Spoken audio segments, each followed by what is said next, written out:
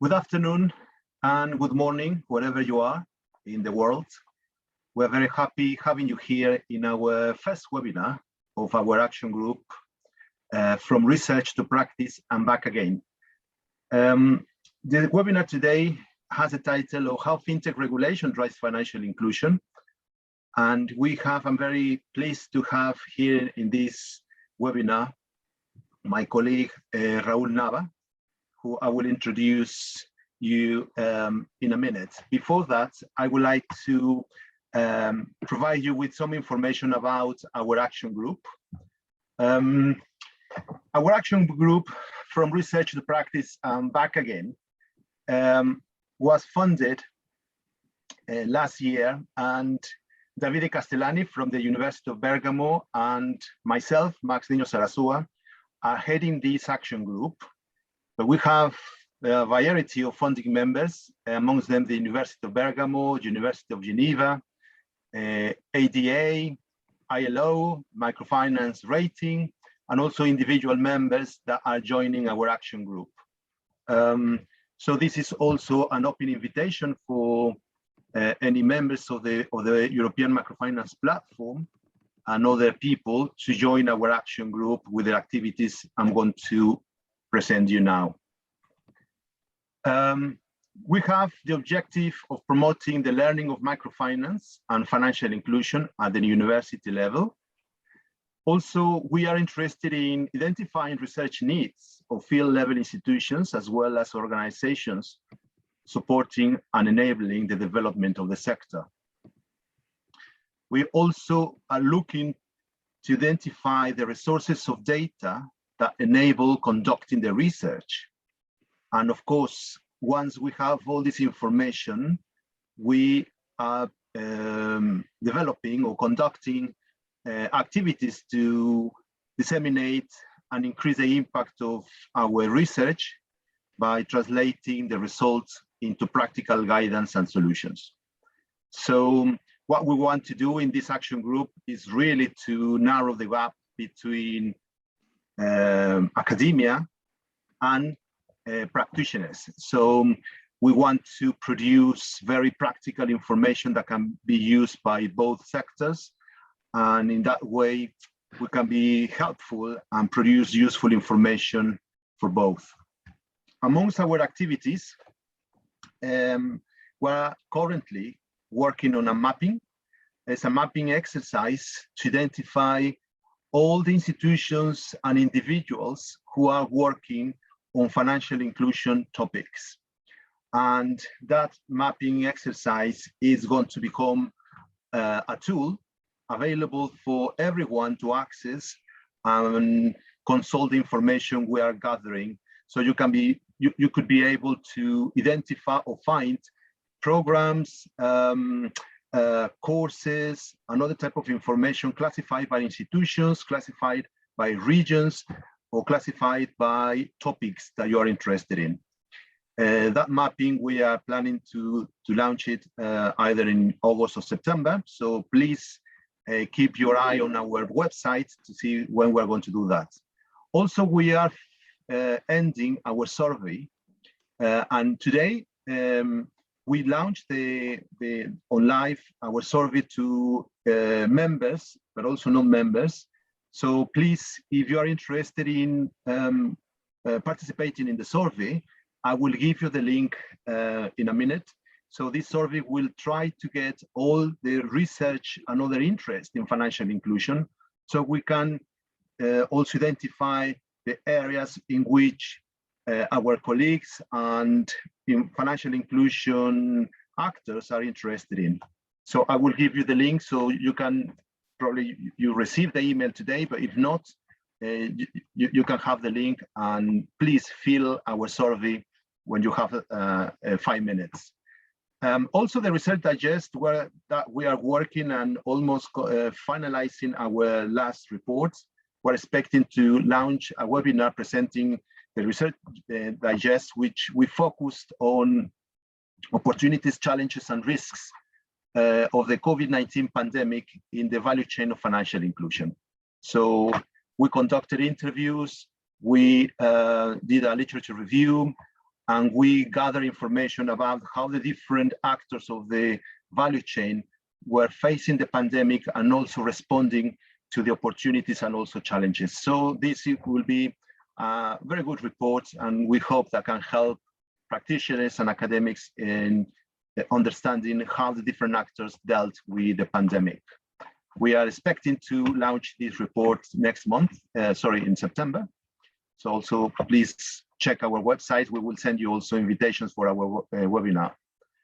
And finally, our short webinars or in-class seminars. This is our first one. We are very pleased to inaugurate our series of webinars. And just to finish with Mark Commercial, this is the link. I will put it later in the chat so everyone can see it. And if you're interested, join and please respond the survey. Right, so now I would like to welcome Raul Nava, who is going to speak to us about how FinTech regulation drives financial inclusion. As you know, FinTech is a sector which is rapidly evolving and growing around the world. FinTech institutions that also identifying a lot of them as startups are providing financial services using technology. And this is driving in some countries like particularly Africa and some Asian countries, driving huge changes in terms of access to and use of financial services. But there is a lot of also of controversy about how these institutions are operating, under which rules and regulations they are operating in different markets. What are the risks involved in using these services? And of course, there has been a variety of initiatives around the world about how to regulate FinTech, but at the same time, how this sector, which is rapidly evolving, can also address some of the gaps of financial inclusion that other financial institutions haven't been able to do. So just to mention some examples is extremely high interest rates, reaching the last mile of excluded people, providing ad hoc financial services for different vulnerable groups, etc. So this is some of the parts we are going to discuss with Raul, and we would like to get his experience in this process or in this area of FinTech regulation. But before we enter into this, I would like to ask Raul to introduce himself and tell us a little bit more about his experience and how he ended up in this area of FinTech regulation. Thank you, Raul. Thanks, Max, and thanks also for the invitation. It's a pleasure to share with you my insights and experience about FinTech and financial regulation. A little bit about myself. Well, I have around 10 years of experience in financial services. I started in traditional banking, working for a big bank as a compliance officer. But then I had like this interest of knowing more about innovations, not only in financial services, but also in other sectors. So I started my journey in startups, like learning how the technology could drive changes in many industries and processes. So afterwards, I was working in a mobility startup. I had a chance to re-enter the financial services and launched a mobile application that had to do with retail banking at an European bank here in Mexico. And then I had a chance to work as a regulator at the National Banking and Securities Commission in Mexico, where I actually developed financial regulation about fintechs and also updating regulation about banks and other sectors.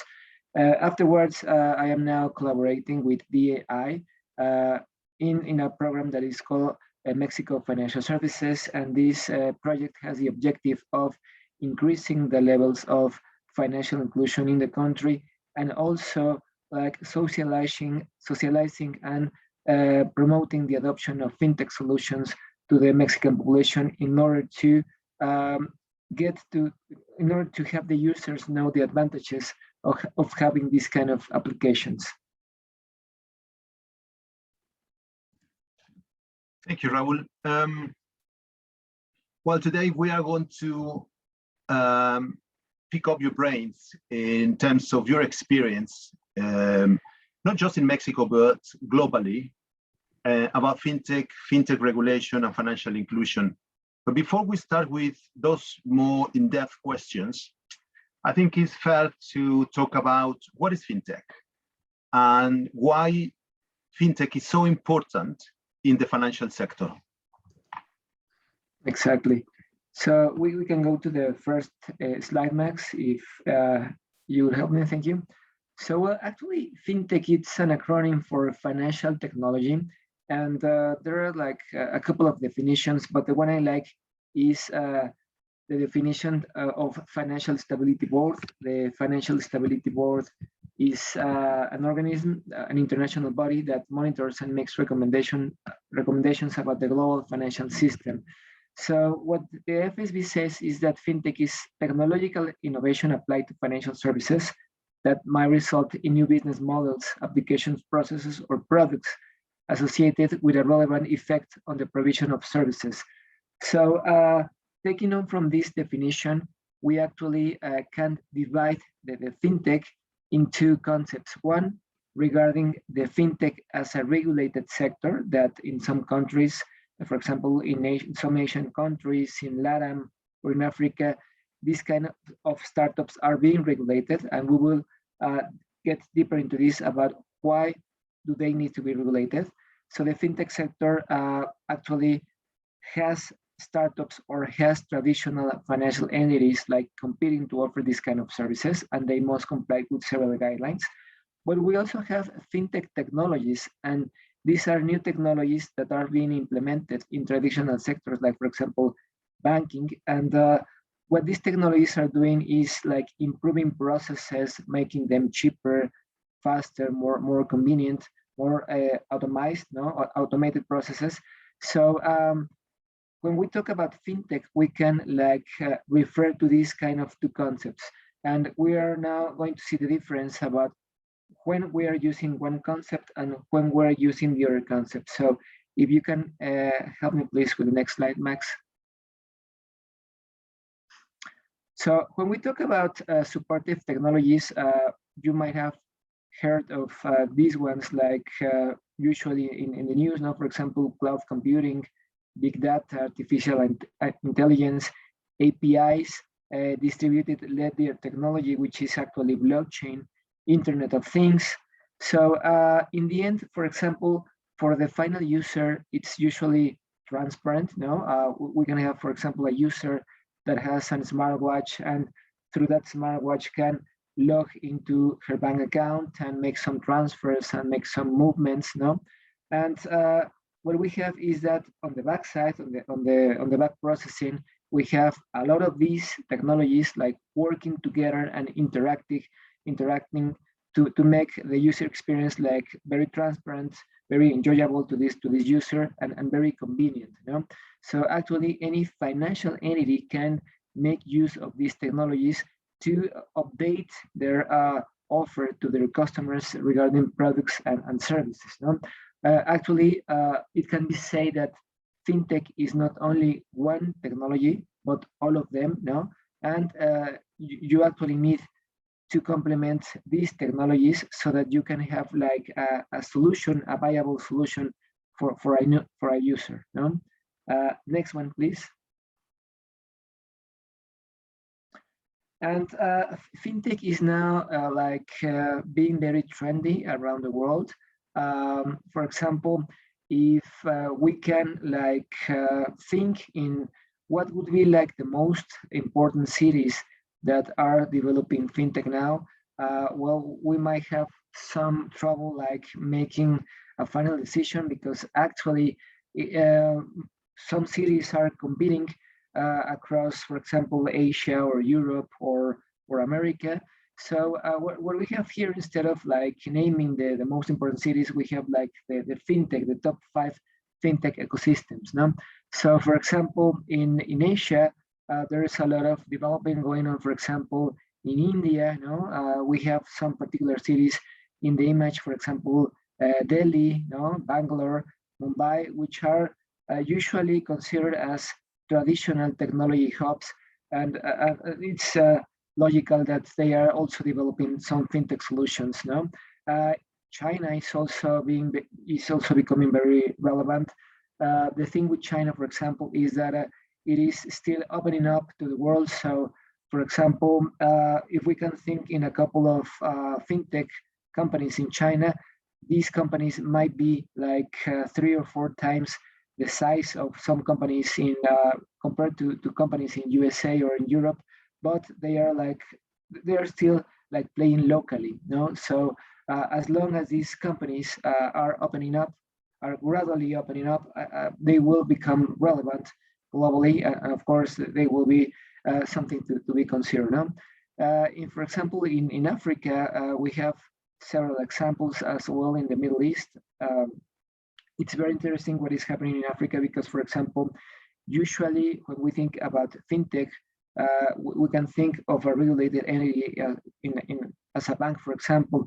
But in Africa, the telecom companies started this fintech revolution by providing their users with some means, for example, to pay for things through their cell phone. So in Africa, the telecom companies have become relevant in terms of providing financial services, and this is very unique to other regions in the world. For example, in Europe, we have London as a very relevant city, but we have also big or important developments going on in Amsterdam, for example, in Germany, and in America, we can think of USA, but also in Brazil, in Chile, in Peru. We have not here Mexico in the map.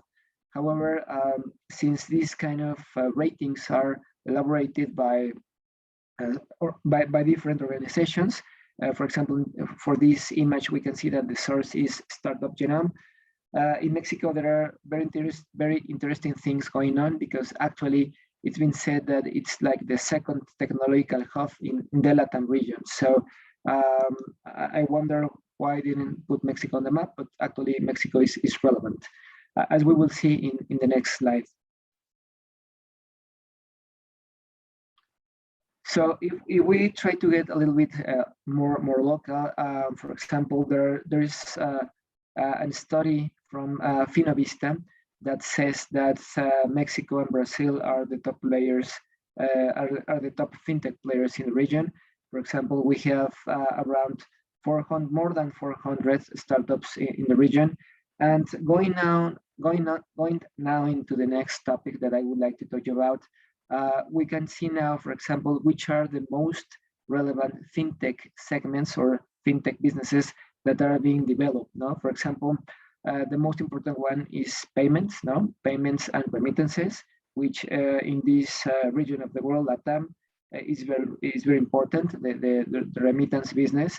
So this is like, generally speaking, not only in LATAM, but also globally, for example, in Africa or in Asia, in South Asia, the payments innovations for fintechs are like the most important business segment. And we have also some other smaller segments or businesses that, for example, are applicable for the capital markets, to trade, for digital banking, for enterprise financial management. So what we're seeing is what I was talking at the beginning. FinTech is not only one particular technology, or does not only refer to regulated entities, but it also refers to some technology that is being used to update usual technology that is being delivered or serviced in the financial services industry. So next slide, Max, please.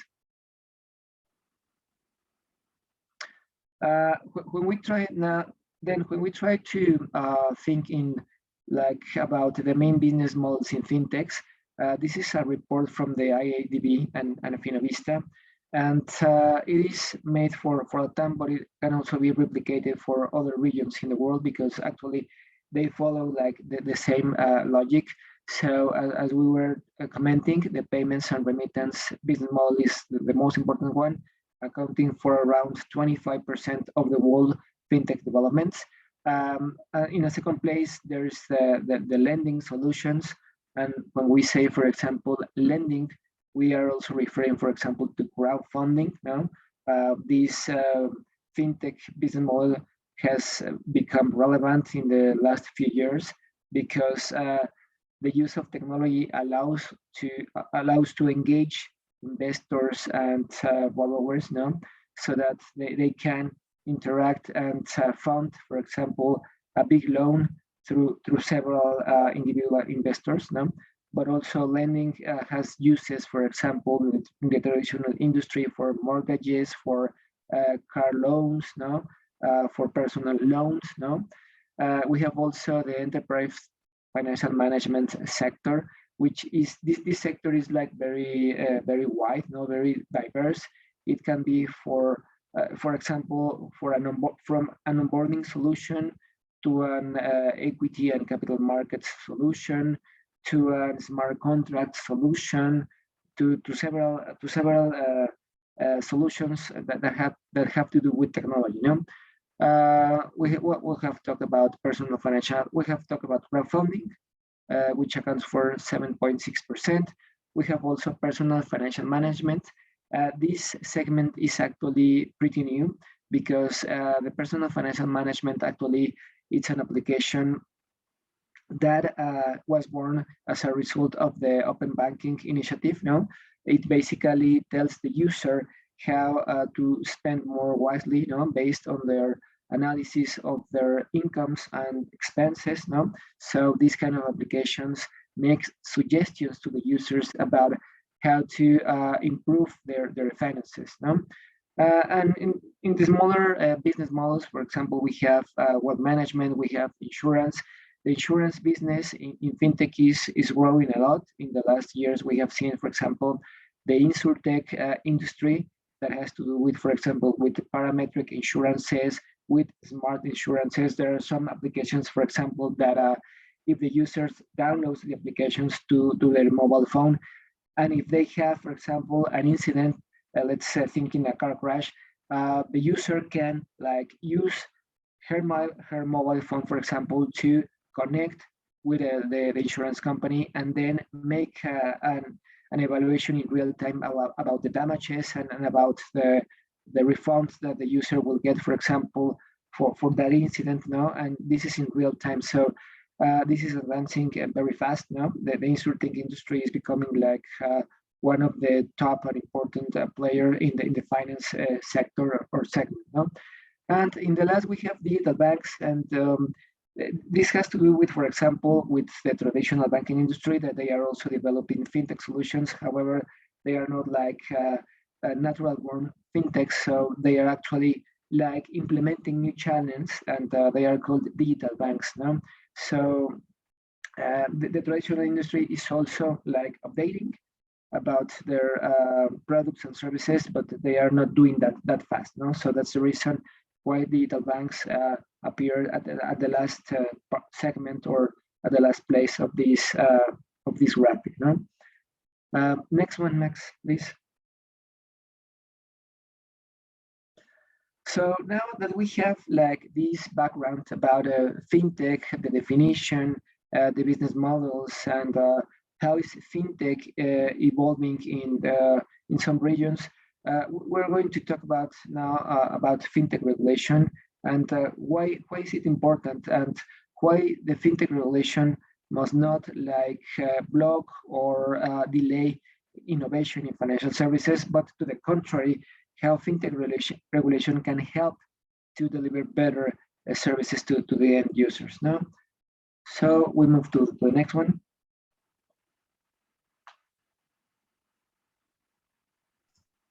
Yes, Raul, before going to the next one, we're getting some questions from our audience, and I would like to take the questions at the end of the presentation. We will have a Q&A section to respond questions, but if there are some pressing questions that are fair to answer before going to the Q&A section, I will let you know, Raul. So yeah, yes, so let's move to the next slide then. great. Thanks, Max. So when we talk about fintech regulation, is basically like to have a balance between the benefits and the risk. For example, fintech actually does deliver benefits to users and to the industry. For example, we're seeing some of them. We can think, for example, in the fintech movement, promotes financial inclusion. We're going to see some examples about how does fintech regulation promote financial inclusion. It also, for example, makes one business model from a fintech very scalable. And this is because, for example, since fintechs are naturally born on the cloud, they do not have legacy systems. And since they don't have legacy systems, they can deliver or create new products and services faster. They are also smaller, so they can act faster. So this makes for scalable models. Also, it increases the safety and quality of services as long as the fintech has implemented the correct controls for to manage the security of the information. The fintech will prove that it can increase the safety and quality of services. It is also a more efficient and less costly model, because since they are smaller, since they do not have legacy systems, they can be more efficient. It also this is something questionable, but it has been said that a benefit is that it reduces the systemic risk. It is indeed true. However, there are some fintechs that are becoming bigger. So with the exception of these bigger fintechs, usually the traditional fintech reduces the systemic risk, because if there is some kind of failure, then it would have that impact that, for example, if we think of a big and international bank, for example, But also we have risk, and one of the main risks, for example, is money laundering and the finance of terrorism, because initially it was thought that if a user operated through a fintech, then it would have like an increased level of anonymity. So in the beginning it was true, because the fintechs usually allowed clients to open accounts with a minimal amount of information. However, this has changed over the years. And this is because the objective is to reduce this risk of money laundering or finance of terrorism. There are still areas of opportunities, but in general, I think that there has been good advance on this topic. It can also pose financial and systemic risk. For example, we think now with the trend going on about cryptocurrencies and central bank digital currencies, that actually this kind of technology based on blockchain won't be out in the near time. On the contrary, it will grow, and some central banks are seeing the importance of it, because in the end, for example, the use of these kind of digital coins can be traceable and can reduce some other risk. However, there are still some areas of opportunity. For example, the level of anonymity, for example, in trading some cryptocurrencies and moving money from one frontier to another frontier is something that can be worrying if there are not enough controls implemented.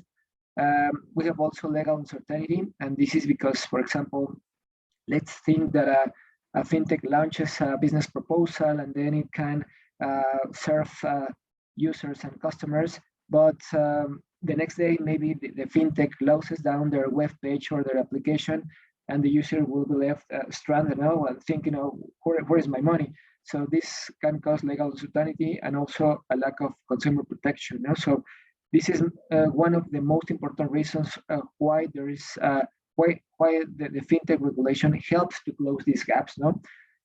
And finally, we have also, for example, technological risk. For example, the impersonation or identity theft, which, for example, this is one of the most common problems that fintech users can have. It's said, for example, that biometrics are very secure, but we are now also seeing from the hacking side that there are some 3D printers that can impersonate a digital print, for example, or a face, no, like printing a 3D mask. So this is something that might cause concern, but as long as for example the FinTech regulation promotes or develops guidelines to implement several controls regarding information security, I think that the risk is mitigated. In the end, the risk will not be zero, but the risk will be mitigated, no? And that's the main reason the FinTech regulation helps, no? Next one, please. So about the approaches that FinTech regulation is taking around the world, well, they are very diverse, no? We can think of actually in three main approaches. The first one is the wait and see. So in this scenario, usually the authorities just like acting as an observer, no, and monitoring and like reading about the environment, what is going on, no, and the policymakers usually may issue a response, mainly a communicate, or do not do nothing, no. So this kind of a scenario is the most flexible one. It's like the market has like the dominant role, and only if there is a problem, the market will act. No? We're now going to explain, for example, in which cases this wait and see scenario is like the best one or is like the most usual one, and in which cases the most mandatory scenario is the most ideal one. No? At the middle point, we have the test and learn scenario. Usually, there is some level of involvement between the regulator and the industry. And in this kind of involvement, the regulator usually learns and identifies, for example, some risk. And afterwards, this risk and areas of opportunity are identified. Then regulation is crafted like in a very customized framework. No? And usually, for example, this policy framework could be reduced, could be extended. It usually depends on the outcomes and the learnings or the lessons learned from these use cases. No, and the third scenario is like the most. It can be think as the most rigid one. However, that's not that true. No, 100% true, and it has to do about regulatory laws and reform. So. For example, when there is a new technology and there is some level of operations in the industry, and then the regulator sees that it cannot be conducted without any legal framework, then the regulator issues new laws or new regulation. The difference is mainly that a law usually is created with the assistance of several government bodies, and a regulation usually updates about a certain topic. For example, open finance, it can be said it's a regulation because it only addresses open finance, and it's usually issued by some specialized financial authority instead of several government bodies. No, so looking down to in the line in the arrows, to the right side we have a more flexible environment. To the left side, sorry, we have a more flexible environment. To the right side, we have a more mandatory environment. And for example, it has been observed that in countries where there is more banked people and where is more technological adoption, usually the framework will be more flexible because the users know about the technology, know about the risk. The industry is also aware of that. So usually the framework is more flexible. In countries where there is less financial inclusion, there are more unbanked people. And in countries where there is not that adoption of technology, the framework tends to be more mandatory. No? So the reason is because the authority wants to oblige, no? But the authority wants to also not block these new technology uses. No? So talking more in detail about what we were talking, that the mandatory framework can be more rigid. In reality, is not that 100% true because the authority is doing that to prevent, for example, fraud, to mitigate risk, but also to encourage this use of technology. You know? Next one, please, Max. Thank you, Raul. Before going to the next one, we have a question from Raghuram Bodupalli, which is related to regulatory approaches. And he's asking, what are the approaches adopted by the central bank in Mexico for developing a dedicated regulatory framework for new entrants, new products, and other innovations? Can you identify the Mexican case within these three approaches, Raul? Sure, Max. Yes. Well, in Mexico, what happens is that we have two approaches: the test and learn approach. And for this use case, we have, for example, a regulatory sandbox. So, for example, if there is some very innovative solution that has or needs to be tested in the Mexican market, then the company, the FinTech, can develop a use case and then develop all these regulatory requirements that the authority demands. And this is a test and learn case, no? A regulatory sandbox with an involvement with the regulator during a 2 or 3 year period. And then at the end, there will be some result, no? And we have also the regulatory laws and reforms scenario, where, for example, in Mexico, and we will be talking a little bit about this later, Mexico was one of the first countries that issued a FinTech law. So we have these two scenarios in Mexico. Thank you, Raul. This is very interesting. And I mean, just to have a recap with the audience, what we have discussed so far, or you have presented, is understanding what is FinTech and why it's so important in the financial sector, understanding the different models, what are the different approaches countries are taking to FinTech, but also you have been explaining what is FinTech regulation and why FinTech regulation is so important within the financial sector, and what are the implications of adopting different approaches to regulating FinTech or FinTech activities. And in this respect, we have another question from Arpita Pal Agrawal. Says that, is there any argument for some specific type of FinTechs to continue to remain unregulated? Or should they all be regulated? So what is your opinion about that, Raul? Okay, well, that's a very interesting question, Max and Arpita. Well, actually, the answer is not all FinTechs should be regulated, because in the end, regulation addresses a certain level of risk, no? For example, we are talking about the crowdfunding. This has to do with managing the money from several people, no? So if some investor loses all her money, then there is a problem, because maybe this user won't have like any means to make a claim or to contact someone like to have an answer. So this kind of regulation actually helps to protect the user. And usually what the regulation says is that, well, first of all, as a crowdfunding institution, you must have a license. And this, to have the license, you must comply and meet several requirements, for example, capital requirements, technological requirements, security information requirements, etc., etc. No? So in the case of an event, well, the user can have some level of protection. No? But on the other side, we can have a FinTech, for example, that is developing digital onboarding solutions. No? So it's actually a software that allows the user to create that allows a user to create an account, no? A banking account or a FinTech account.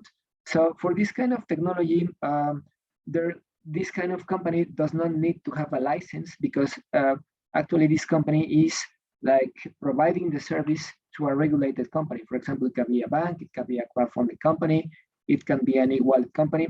So in the end, not all FinTechs should be regulated, because most of them or some of them act as technology providers. No, the ones that are regulated are the ones that most comply with these regulatory requirements. But under that, there can be several companies or FinTechs that are providing services or technology to these entities. No? Thank you, Raul. Well, let's move to the next slide now. Okay.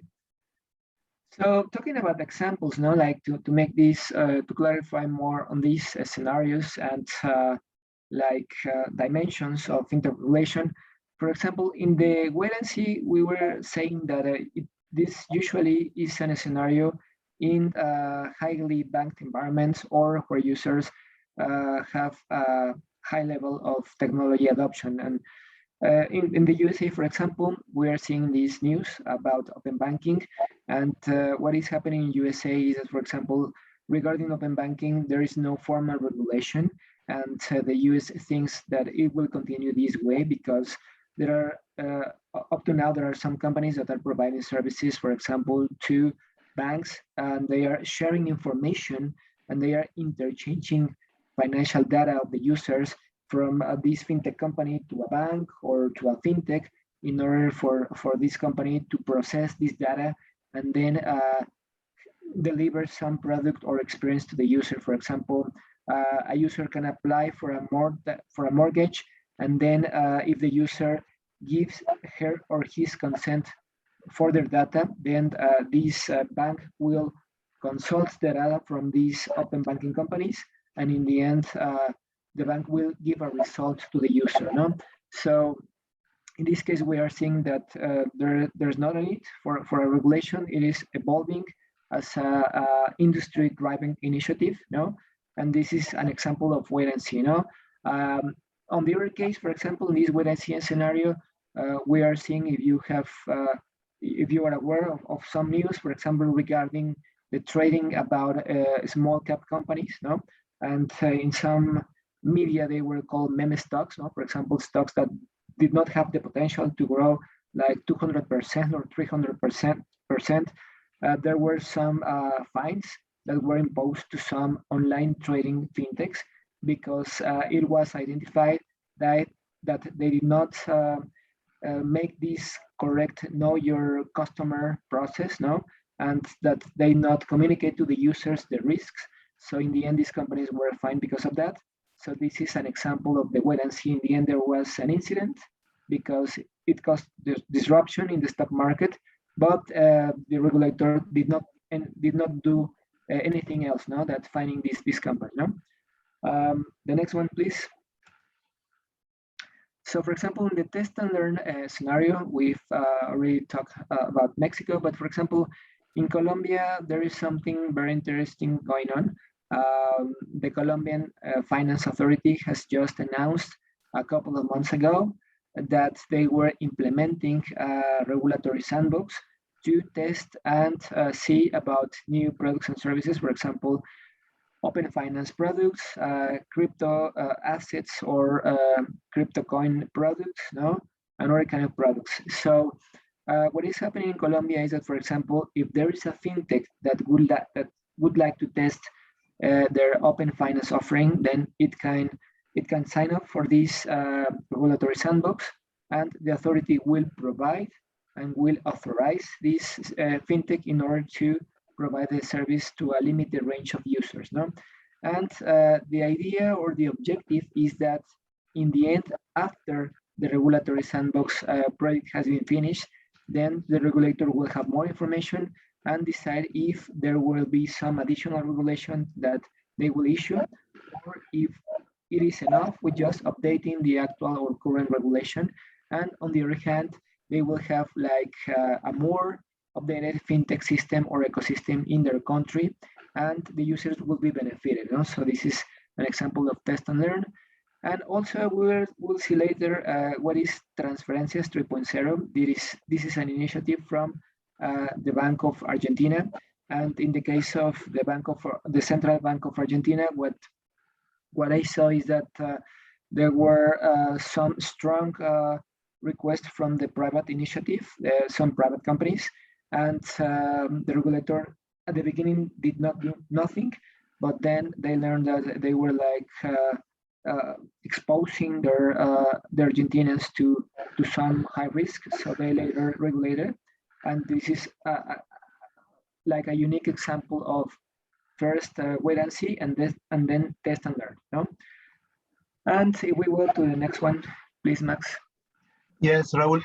I would like here also to invite you to start going towards the central part of this discussion. I mean, having all these examples is great, But I have here a pressing question from one of the people in the audience, which actually is regulation of fintech driving financial inclusion. And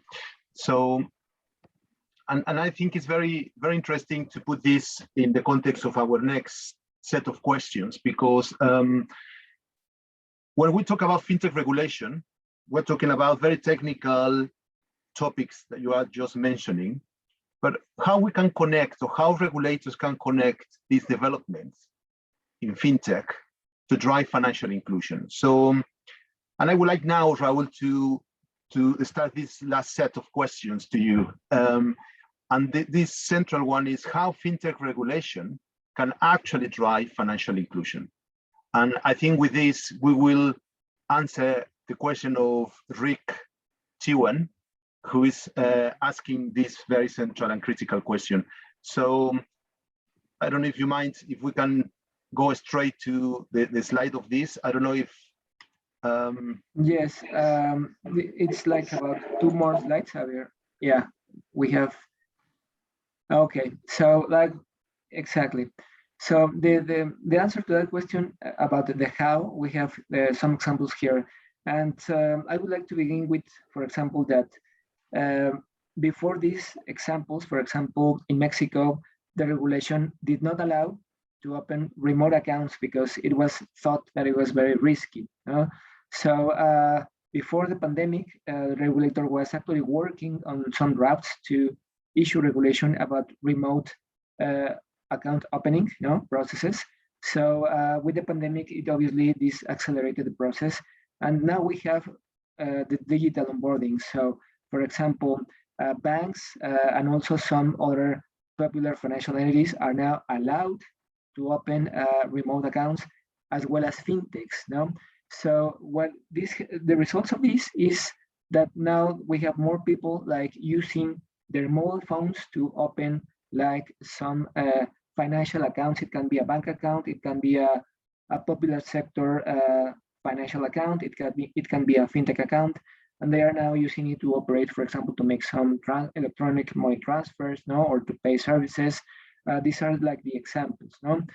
We have also like the open banking initiative here in Mexico, and for example, with this initiative, what we will see, this is undergoing just as we speak, because the open banking movement started like about 2 years ago, and we will now start to see the first results. But basically, what it says is that if the user share financial data, or if a third party, let's say a fintech, can provide a financial service on behalf of a bank, then we will have more banked users. And this is very important because, for example, the cost of operating a physical branch in the country is very high, and it's usually high everywhere in the world. So, for example, we have now examples of a mobility application, which I wouldn't say the name of the brand, but it's a very big mobility application worldwide. And what this application is doing is, for example, opening bank accounts for the drivers. And most of those drivers, before like working for this mobility app, they did not have bank accounts because they were usually traditional drivers, like charging for their services in cash at the end of the service. But since they have moved to this mobility application, they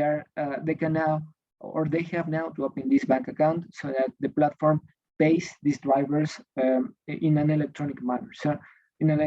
So this open banking initiative is a very particular result of how fintech regulation enables financial inclusion.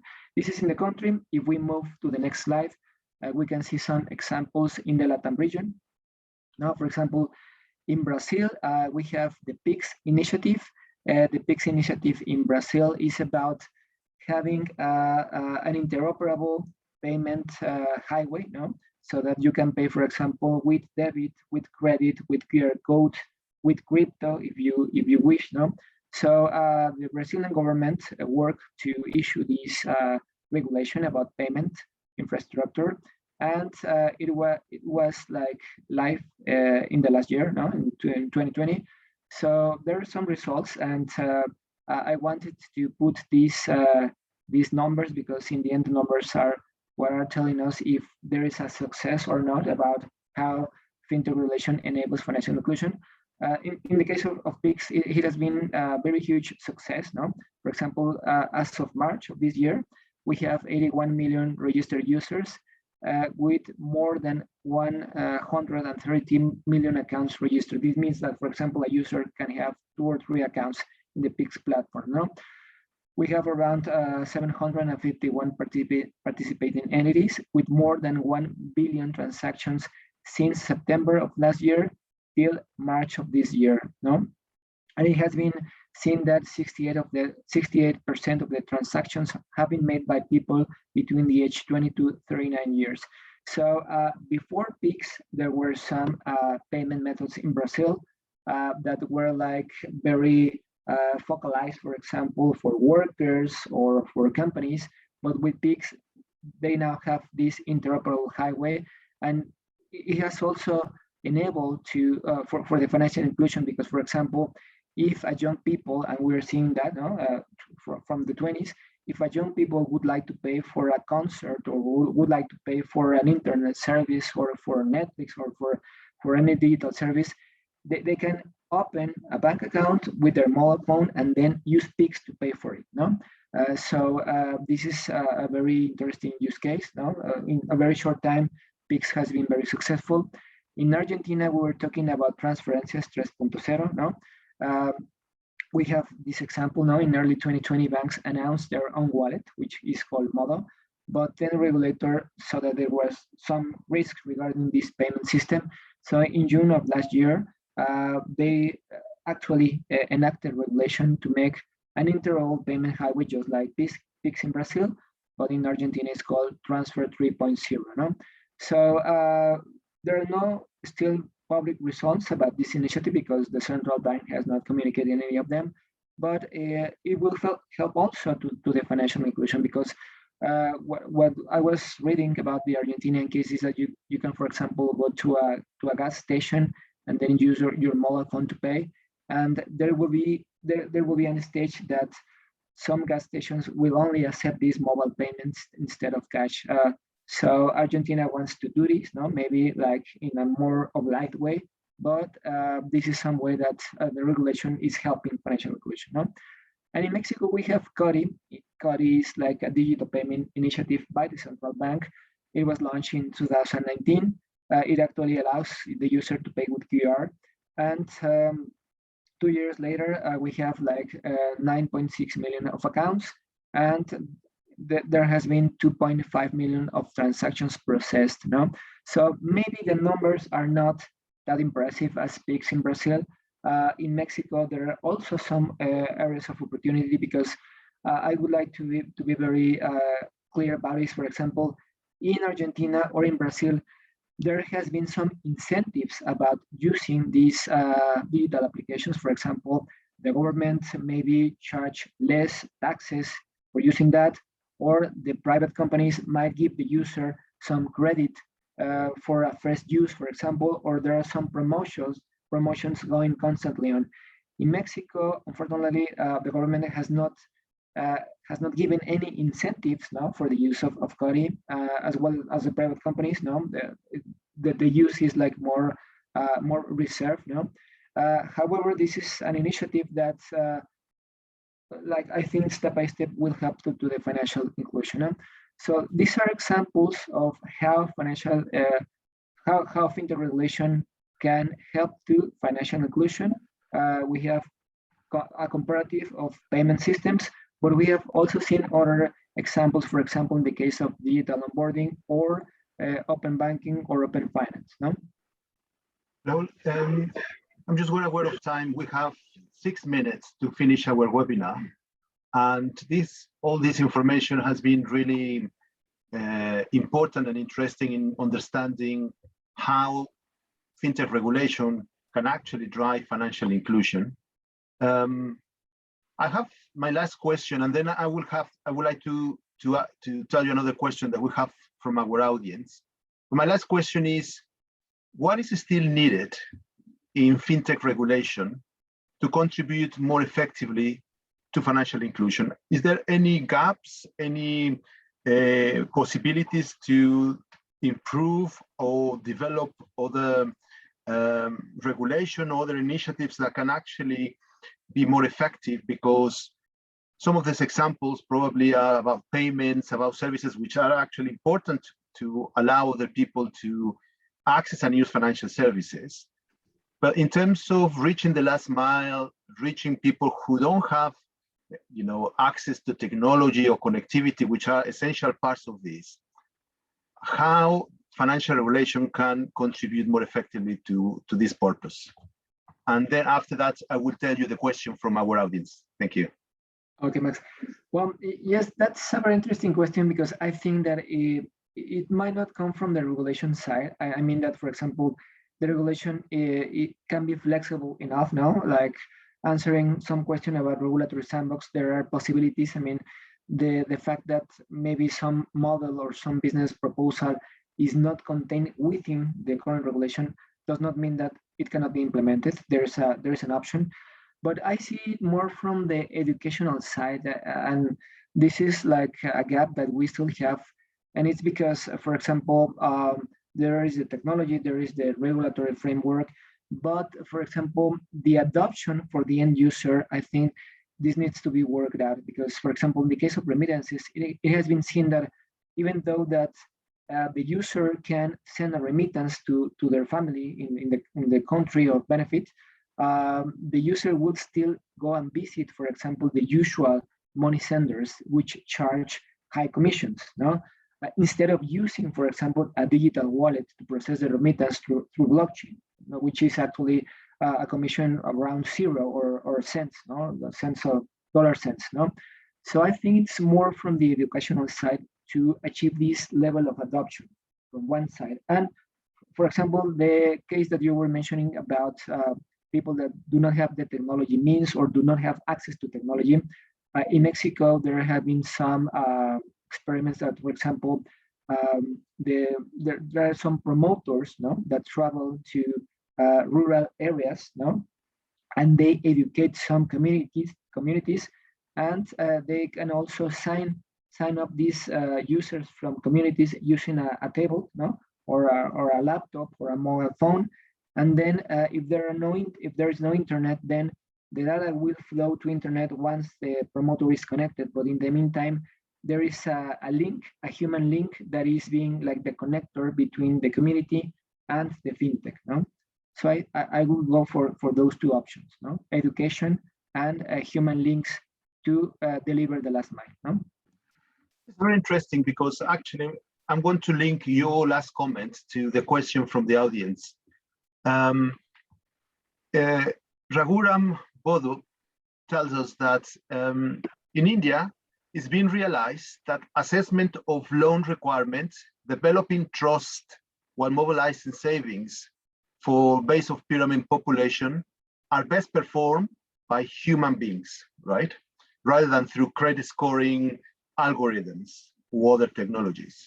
So the question is how fintechs can ensure personal touch in their operations. Any regulation is possible. So this is very interesting, because it actually addresses your last comment, Raul, which fintech, of course, uses technology to address all these needs and make more efficient the use of financial services, but also removes that human touch, right? That sometimes microfinance institutions were working very hard to develop that relationship between the institution and the clients. So now with fintech, that is removed. So is any chance for regulation also to address these gaps?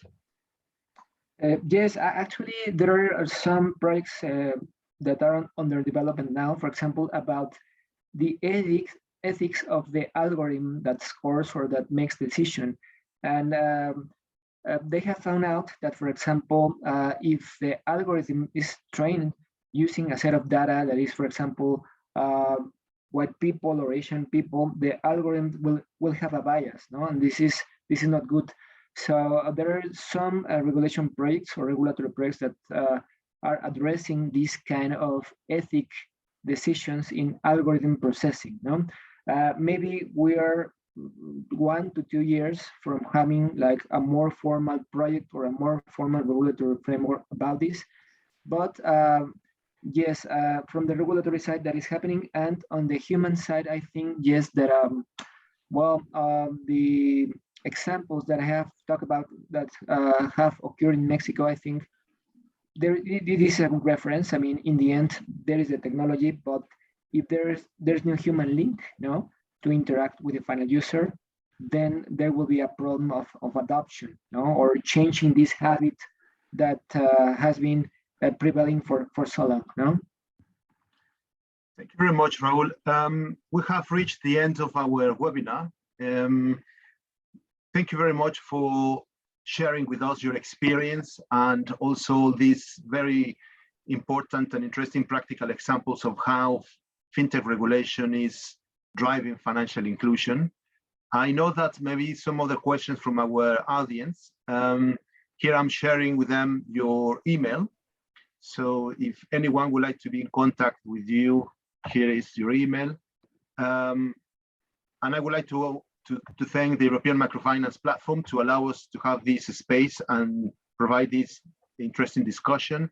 And of course, all the audience that joined us today in our first webinar, please keep in touch and check our website. We will be having more webinars in the next months, and I hope to see you soon. And thank you very much for joining us.